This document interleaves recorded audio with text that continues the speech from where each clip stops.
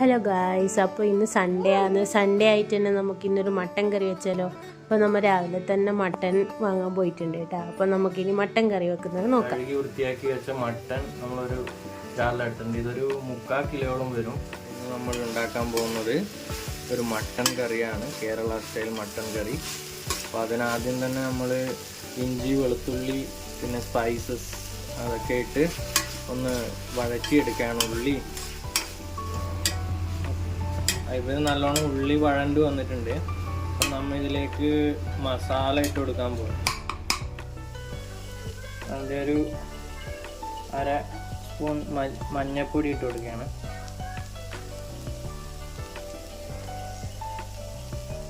ഇത് എരിവുള്ള മുളക് പൊടി 1 സ്പൂൺ ഇട്ട് കൊടുക്കുകയാണ്.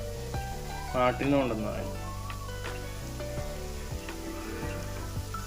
കാശ്മീരി ചില്ലി പൗഡർ ഒരു 1.5-2 സ്പൂണോളം നമ്മൾ ഇട്ട് കൊടുക്കണം. മല്ലിപ്പൊടി നമ്മളൊരു 2.5 സ്പൂണോളം ഇട്ട് കൊടുക്കണം.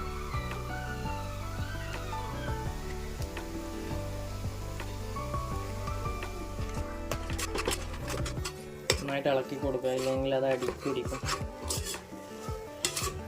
നമ്മൾ വെളിച്ചെണ്ണയൊക്കെ വളരെ കുറച്ചേ യൂസ് ചെയ്തിട്ടു. അപ്പോൾ നമ്മളെ മിക്സ് നല്ലോണം വഴണ്ടി വന്നിട്ടുണ്ട്. ഇനി നമുക്ക് ഇതിലേക്ക് മട്ടൻ ഇട്ട് കൊടുക്കാം. രണ്ടാമതാണ് ഈ തക്കാളി ഇട്ട് കൊടുക്കുന്നത് കേട്ടോ. മട്ടൻ ഇട്ട് കൊടുക്കുന്നതിന് മുമ്പേ തക്കാളി ഇട്ട് കൊടുക്കണം. ഇത് നല്ലോണം വഴറ്റിയെടുക്കണം. കഴുകി വൃത്തിയാക്കി വെച്ച മട്ടൺ ഇതിലേക്ക് ചേർക്കുവാണ്.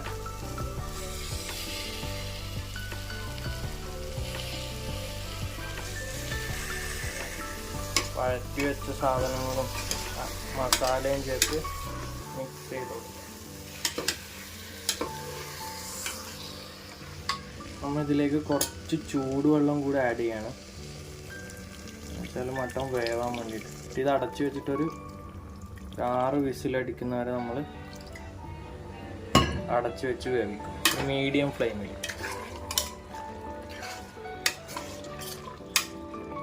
അപ്പോൾ ഏകദേശം ഒരു 6 വിസിലായിട്ടുണ്ട് കേട്ടോ. 6 വിസിലിന് ശേഷം ഞാൻ അതിൻ്റെ കുക്കറിൻ്റെ അടപ്പൊന്ന് തുറന്നു നോക്കി. മട്ടൻ നല്ലോണം വെന്തിട്ടുണ്ട് കേട്ടോ. മട്ടൻ കറി റെഡി ആയിട്ടുണ്ട് ഗൈസ്. മല്ലിയില ഇട്ടിട്ടില്ല കേട്ടോ. മല്ലിയിലേൻ്റെ ടേസ്റ്റ് എനിക്ക് അത്ര ഇഷ്ടമല്ലാത്തതുകൊണ്ട് മല്ലിയില ഇട്ടിട്ടില്ല. ഇവിടെ മല്ലിയില ഇല്ല, അതും ഒരു സത്യമാണ്. അപ്പം നമുക്ക് ഇത് ടേസ്റ്റ് ചെയ്തിട്ട് ബാക്കി പറയുന്നുണ്ട്. കാണാനെല്ലാം അടിപൊളിയായിട്ടുണ്ട്. ടേസ്റ്റ് ചെയ്ത് നോക്കാം.